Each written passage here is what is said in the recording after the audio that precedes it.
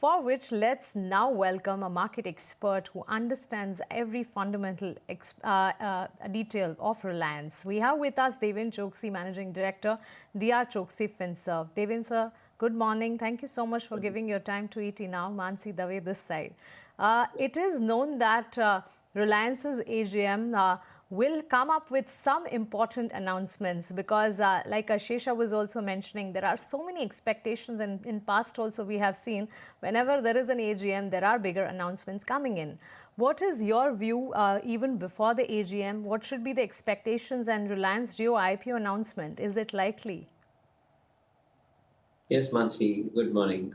Whatever little understanding I have on the subject, uh, I believe that the consumer facing business and the industrial businesses today, when you look at the size of these businesses based on the last financial year in the first quarter of the current financial year as well, uh, it is almost, I think, equal. That is, Geo platform and Reliance Retail, along with the media business, when you sum it up together, they are almost 50% of the EBITDA of the company versus maybe slightly more also in this case. Because when you see the 90,000 crore worth of EBITDA between Geo Platform and Reliance Retail versus the total EBITDA of the company of around 1,78,000 crores, so it is slightly above 50% contribution to that. Now, these businesses are on its own. They are sustaining on its own. In Geo platform, the digital part of the business, I think, is now growing at a steady pace of growth of around 20%. In the current year, they are talking about, after having successfully rolled out 5G, they're talking about growing the data volume. And along with that, the average or the ARPU, as we call it as, that is also expected to move in the direction of 250 from current around 208, 210. So I think there is a inherent scope both on consumption of data as well as the realization front, which could possibly drive the balance sheet to 20% rate of growth, which means that in next 3 to 4 years time from now, the size of Reliance Geo platform from current 65,000 crore EBITDA would grow to 125,000, 130,000 crores, which is going to be a size by itself, and that deserves to be separately listed company. Should it happen, I believe that I think they would probably target somewhere around 10 lakh crore market cap for the listing. And if 5% of the market cap is offered to the public at large, then we are talking about a size of IPO of around 50,000 crores. Now, this is going to be a move which every shareholder of Reliance will watch out for, because I think this is going to be a wealth creation journey that is beginning in this area of activity. Similarly, we are expecting for Reliance Retail a roadmap to come up for the next financial year, wherein 25,000 crore EBITDA contribution making company, along with the FMCG business that they have created, a separate company they have created within retail. We believe that I think this is also deserving to go in a public space with somewhere around 8 lakh to 10 lakh crore market cap next year. So that is where again I think we believe that I think there is going to be a value unlocking. So in nutshell, if I have to put across, the Reliance as a whole in next 3 to 4 years or maybe at the best 5 years could possibly double the size of market capitalization from current 20 lakh crore to somewhere around 35 to 40 lakh crore in next 4 to 5 years. That is what I think we would understand from this particular unlocking of value from these businesses. Indeed, Mr. Choksey, morning. This is Shrishti also joining in. Interesting points there with respect to Jio, what's happening in their retail side of the business, and you happen to answer a lot of our queries as well.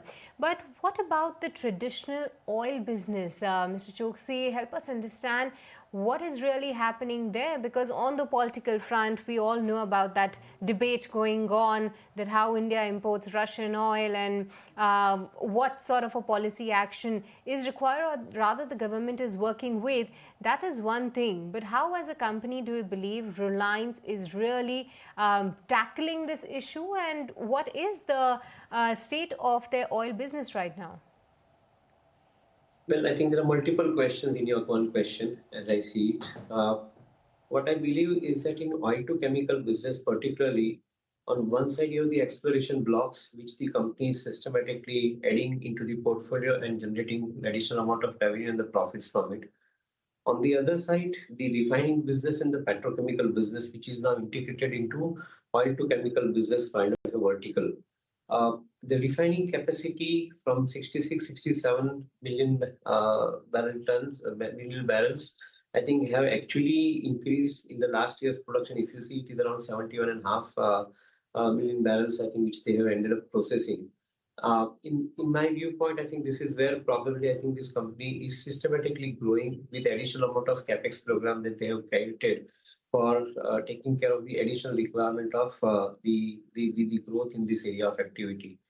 Along with that, a complementary business which is getting added into, and that is where probably you are going to see the game changer, the renewable segment which is getting added into. We do understand that in the first place, the kind of solar farms that they are putting across, or even for that matter, hydropower that they'll be generating using the seawater desalination program.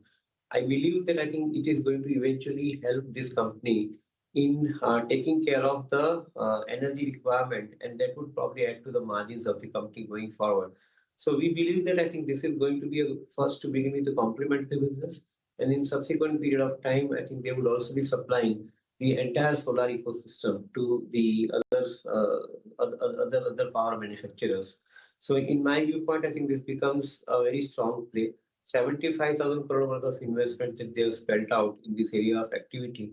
To me, I think it is suggesting that the conventional oil to gas business will grow along with the renewable business, at least in the first phase of implementation of new energy segment, that is the renewable segment.